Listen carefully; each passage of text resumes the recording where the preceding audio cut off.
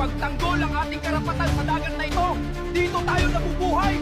Lalaban tayo hanggang kamatayan. Sugod, mga kapatid! Ipagtanggol ang ating tahanan! Mabuhay ang Pilipinas! Mabuhay! Uubusin namin ang ilahi inyong mga uhugi na Tsekwa sa pamamagitan ng manikang ito! Sugod, mga tikbalang! Ipagtanggol ang Pilipinas laban sa mga kulangot na Tsekwa! Mga kapre, sugod! Tulungan ang bansang Pilipinas!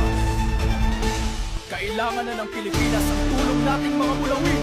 Mga kasama, sugod! Tulong!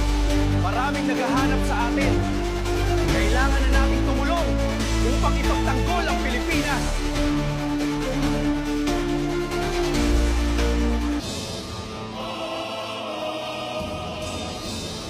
General!